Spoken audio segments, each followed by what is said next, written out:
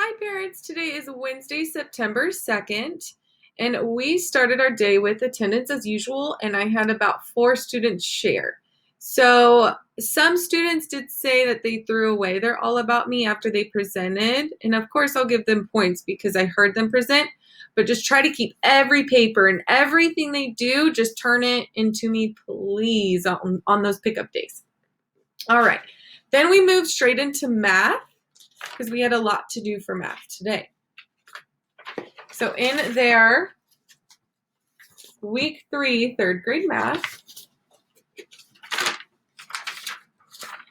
we worked on this page yesterday or 2 days ago. So it should be done. Front and back should be done. And then yesterday, this is what we did. So we started off rounding by tens in the rounding tens with numbers with a place value of 100 in it as well. The remaining were homework. So we went over those.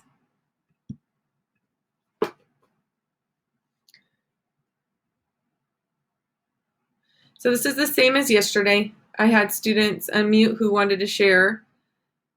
The most challenging, I think, is figuring out where that number goes. In between what 2 numbers do you plot the number we're looking for? Then I set a timer on, and they worked independently on the back. And then we only went over a few. So we completed C together, we checked, and G. We did that as well.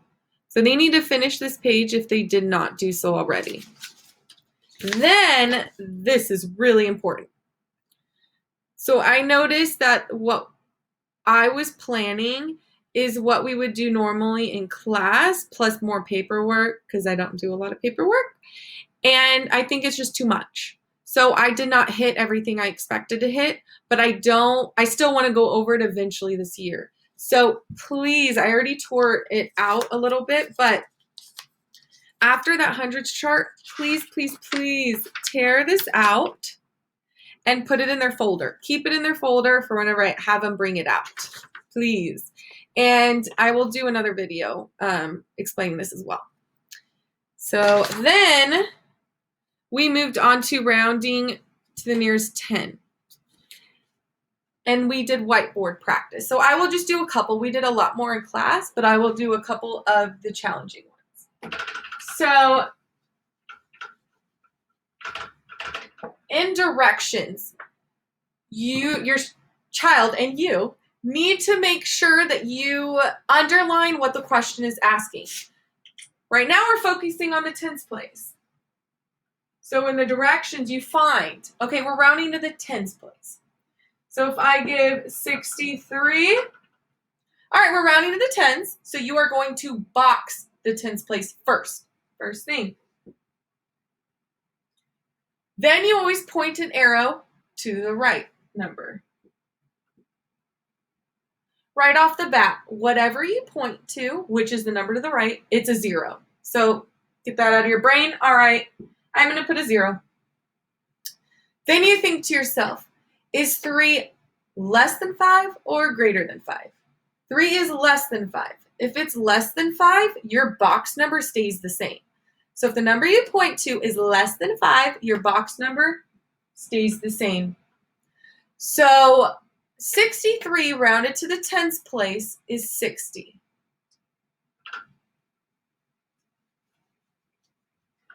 What if the number in the ones place is greater than 5? So let's say 78. Well, first we have to box the tens place. Point an arrow to the 8. That one's place is always going to be 0, so you might as well put a 0 and get it out of your head. Then you think, is 8 greater than 5 or less than 5? 8 is greater than 5. So since it is greater than 5, you are going to add 1 number to the box number, which would be 8. So 78 rounded to the nearest tens place is 80. To show you this, on the on the number. I'm going to try. My fingers get all messed up because it's mirrored. But let's say you had 24. Well, the reason why, since 4 is less than 5, 2 stays the same because look, there's 20. Then you only add 1 to numbers. So 27, 7 is greater than 5. So then you add 1 to this 2, which makes it 30. Because a lot of students, one beautiful oops is if it's less than 5, they subtract 1 from this number. So this is what you don't want to do. So if it's 42, you box the 2. This is always 0. And then, oh, some students, this is wrong, by the way. Some students will say, oh, 2 is less than 5? So this box number is going to be 3. No, because let's look at 42. Here is 42. Since 2 is less than 5, you don't want to skip over this 4 and jump up to 30. Why would you do that? You don't want to do that. It just stays the same. So 42 rounds to 40. All right, another type of question. 45. Box the 4. Point to the 5. It's going to be a 0. But wait, is 5 less than 5 or greater than 5? It is 5. So when it's 5 in the ones, you always go up by 1. To show that on the number line, all our blue numbers we discussed. All our blue numbers, you round up, you round up, you round up. So when it is 5, you add 1 to 4, which will make it 50. Now the challenging. We're getting more challenging questions. What if it's a hundreds place? When it is asking you for the tens, this is why it's so important to look at instructions. You find that tens place. Ooh, you find that tens place. You are going to box that tens place. The 1 is going to stay the same because you're not looking at the hundreds place, you're looking at the tens. So you just write down whatever it is in your hundreds place. Point an arrow to a 4. 4 is less than 5. So this number, your tens, is going to stay the same, and whatever you point to always turns to 0. So 124 rounded to the tens place is 120. More challenging.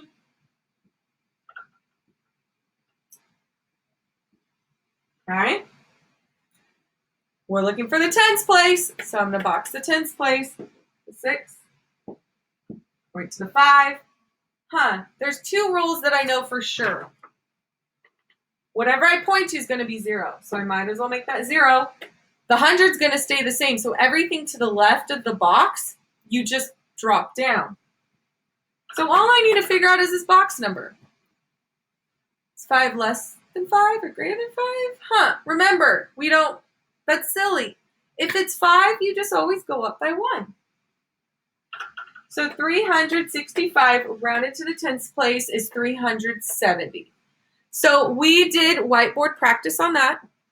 And then we turned to the math page right after the one we riffed.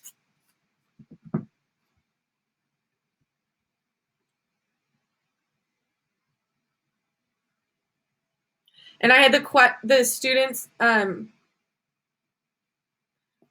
give me the answers to these. They wrote in the chat. I would ask one question at a time, and they'd give me a answer in the chat. So you need to complete the rest for homework. And we're looking at the tens place. Then I showed a video for verbs on BrainPop. And this is a review from 2nd grade, but it'll help us with our new skills in 3rd grade. So I will put that link into the comments. Another thing you have to do is what I realized is you have to copy the URL and put it into an entirely different tab or browser because it's not clickable. So you can still access it by copying and pasting that URL into a different page.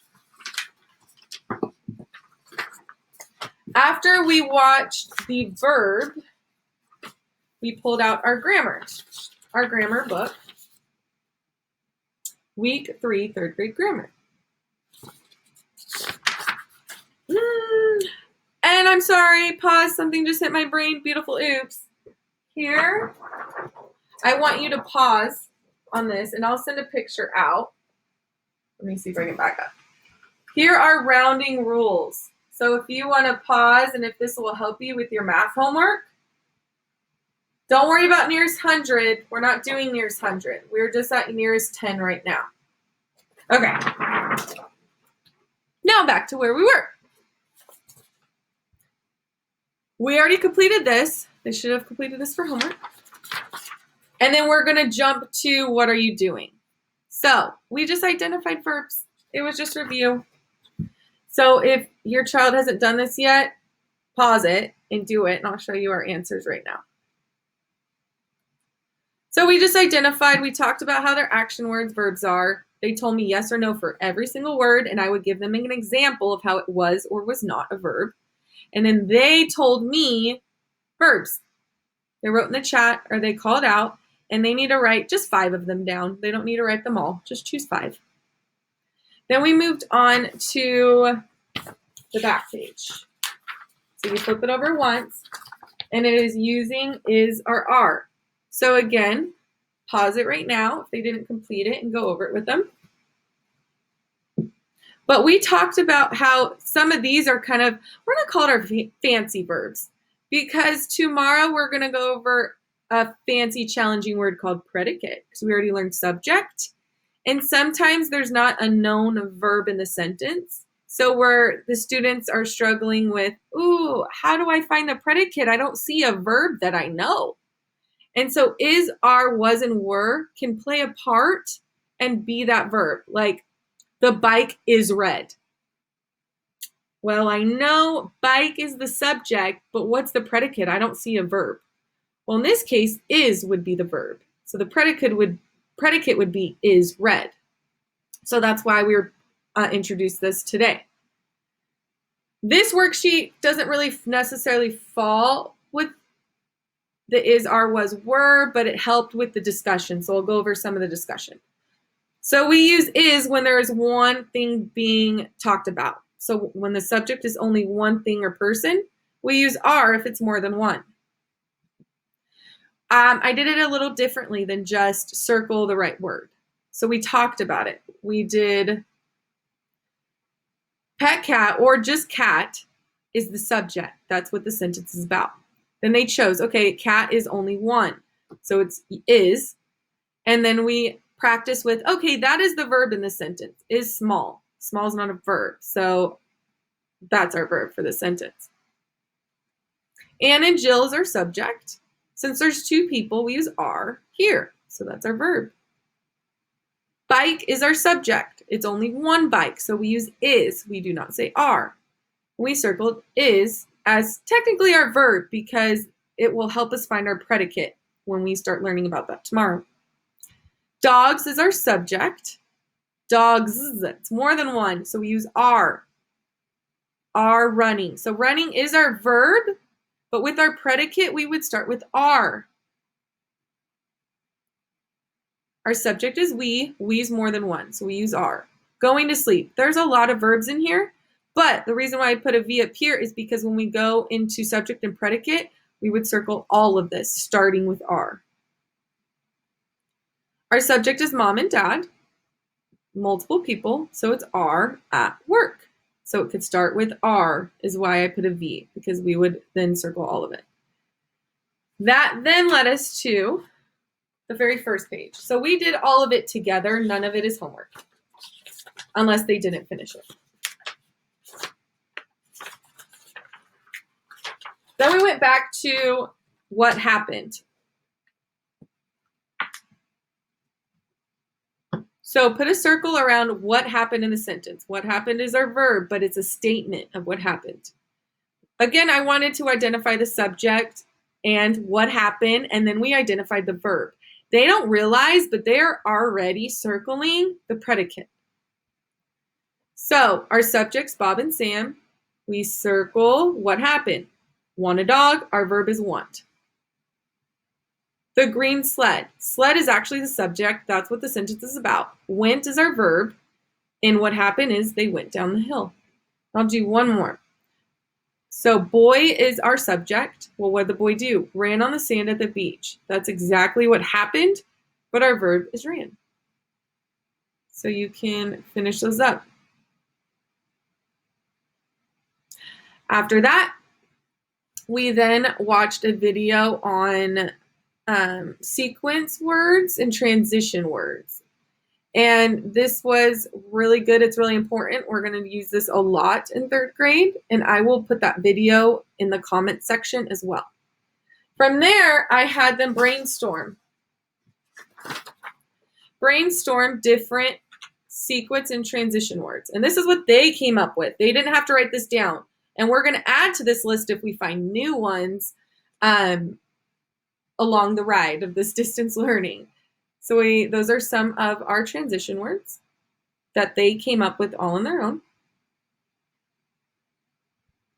And then we talked about it, and then we moved on to woof. So I will, you don't have the story, so I will read you the beginning of it, of where we stopped. And I had them put T in the chat box every time they hit a transition word.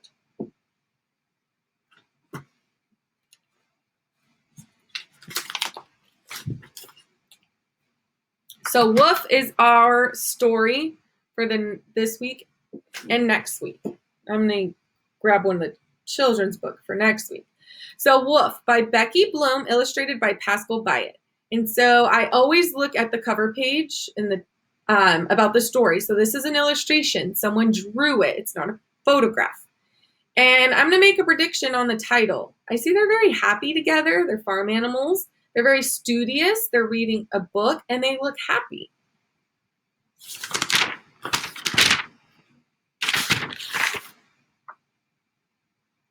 All right. After walking for many days, a wolf wandered into a quiet little town. He was tired and hungry. His feet ached, and he had only a little money that he kept for emergencies. Then he remembered, there's a farm outside this village. He thought, I'll find some food there.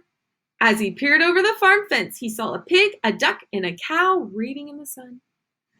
So we made predictions about what would happen. So make a prediction. What do you think is going to happen next? The wolf had never seen animals read before. I'm so hungry that my eyes are playing tricks on me, he said to himself. But he really was very hungry and didn't stop to think about it for long. The wolf stood up tall, took a deep breath, and leaped at the animals with a howl. Chickens and rabbits ran for their lives, but the duck, the pig, and the cow didn't budge. What is that awful noise? Complained the cow. I can't concentrate on my book. So focusing on one task, they're concentrating. And there they are. And they are just annoyed with the wolf. They are not scared.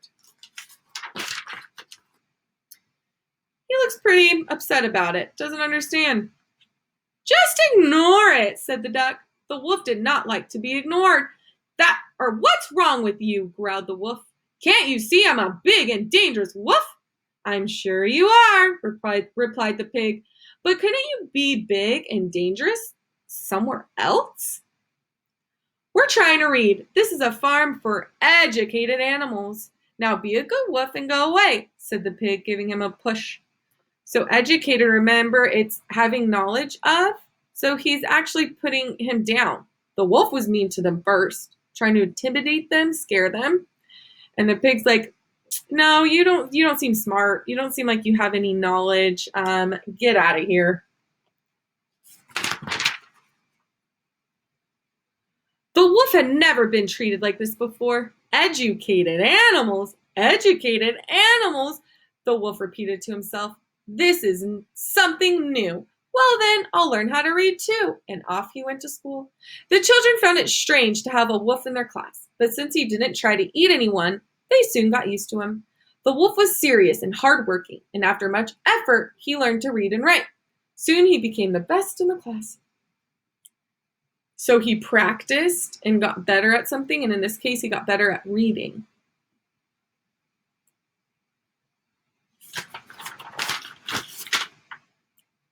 Feeling quite satisfied, the wolf went back to the farm and jumped over the fence. I'll show them, he thought. He opened his book and began to read. Run, wolf, run! See, wolf, run! You've got a long way to go, said the duck, without even bothering to look up. And the pig, the duck, and the cow went on reading their own books, not the least impressed. Well, I don't care, he learned to read. It's not good enough for them. They're being really rude and snobby. So that's where we read and then we stopped. Then we made predictions on what's going to happen next in the story. This is what the students told me. So our predictions from when we start reading later on, the animals became friends and the animals read together. That's what they predicted would happen. So we'll continue reading later on to see if that's what goes on. Then, or yesterday, they're supposed to write a graphic organizer in their book, which will help them for today and every time we read wolf.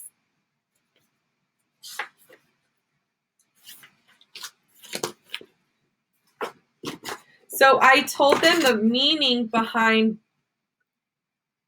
this graphic organizer is we did a character analysis on Sarah and on Mr. Hartwell on First Day Jitters. And we saw how they behaved throughout the story. Well, now we're kind of transitioning into a different skill of how a character changes throughout the story. So we're going to see how is the wolf in the beginning, middle, and end. And then we'll look at the other characters. So our main character is Wolf. And they told me in the beginning of the story, he's hungry, he's frustrated, he's mean, he's mad. So we'll continue reading the story and see how he changes. So just get this in and create your graphic organizer if you haven't done so already. So you can pause. Then I had some students share from their week 3 third grade writing. Yesterday on the recording, I read them as the first chapter of this story. Actually, I put it down here. Stuart goes to school, and they were supposed to finish this. If I were Stuart, I would wish. They need 2 complete sentences. Complete sentences, please, and draw a picture.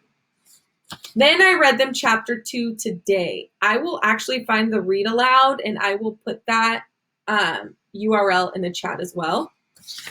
And then tonight for homework, they are going to finish day 2. They need 2 complete sentences with at least 6 words in each. The reason why this is in writing and it's not under language arts is we're not teaching a skill right now as far as reading. But they're writing. I want them to use their imagination. I think Stuart sees. So they're going to pretend that there's a hole on the wall and they can talk about whatever they want. What do they think Stuart sees? Because what I'm looking at is 2 complete sentences with at least 6 words in each sentence. And then their picture has to match what they wrote. So that is what I'm looking for. So their homework, essentially, the homework that I did not give them time to finish in class is day 2, read for 30 minutes, and this math. And this math. Everything else they should have completed in class. All right, thank you.